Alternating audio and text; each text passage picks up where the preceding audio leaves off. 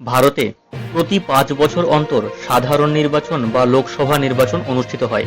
এর পাশাপাশি প্রায় প্রতি বছরই ভারতের কোনো না কোনো অঙ্গরাজ্যে বিধানসভা নির্বাচন, পৌরসভা নির্বাচন বা পঞ্চায়েত নির্বাচন লেগেই থাকে। কিন্তু প্রধানমন্ত্রী নরেন্দ্র মোদী এমন একটি বিল নিয়ে আসতে চলেছেন যার মাধ্যমে সারা দেশে একটাই নির্বাচন অনুষ্ঠিত হবে। সম্প্রতি কেন্দ্রীয় মন্ত্রিসভার অনুমোদন পেয়ে গিয়েছে এক দেশ এক ভোট নীতি। এই বিল পাশ হয়ে গেলে গোটা দেশে লোকসভা ও বিধানসভার ভোট একসঙ্গে অনুষ্ঠিত হবে।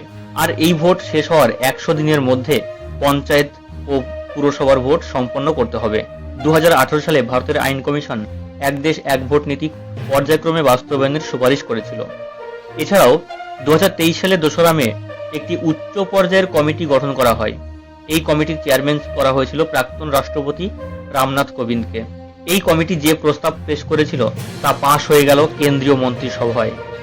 সম্ভবত শীতকালীন অধিবেশনেই মোদী সরকার এই প্রস্তাবটি বিল আকারে উত্থাপন করবে। এবার দেখে নেওয়া যাক কোবিন্দ কমিটির প্রস্তাবে কি রয়েছে। 1. গোটা দেশে একসঙ্গে অনুষ্ঠিত হবে লোকসভা এবং রাজ্য বিধানসভার নির্বাচন। 2. তার জন্য তৈরি করতে হবে প্রয়োজনীয় প্রশাসনিক কাঠামো। 3. সেই সঙ্গে সংবিধান সংশোধনের পাশাপাশি 1951 সালের জনপ্রতিনিধি আইন এবং লোকসভা ও রাজ্য বিধানসভাগুলির কার্যপ্রণালীর নিয়মগুলিতেও প্রয়োজনীয় সংশোধন দরকার। 4. এই নীতিগুলি কার্যকর করতে হবে 2029 সাল থেকে। 5. সামগ্রিক উন্নয়নের প্রসার ঘটানো এবং আর্থিক অপচয় রোধ করা।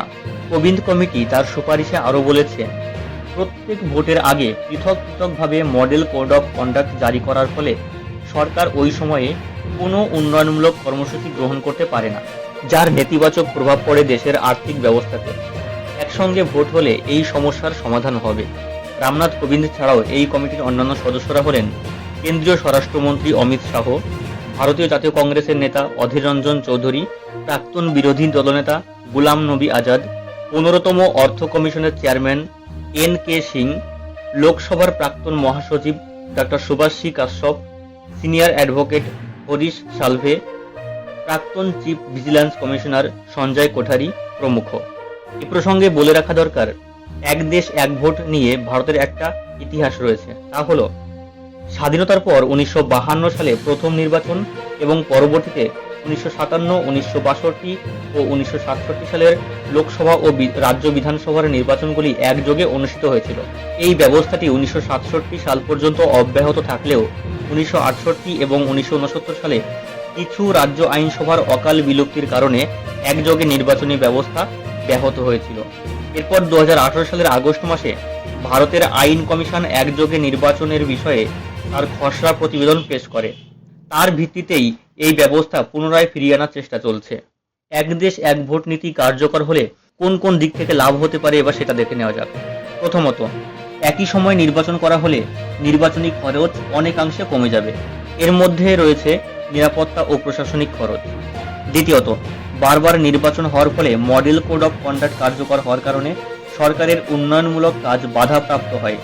একযোগে নির্বাচন এই বিঘ্ন অনেকটাই কমিয়ে আনবে।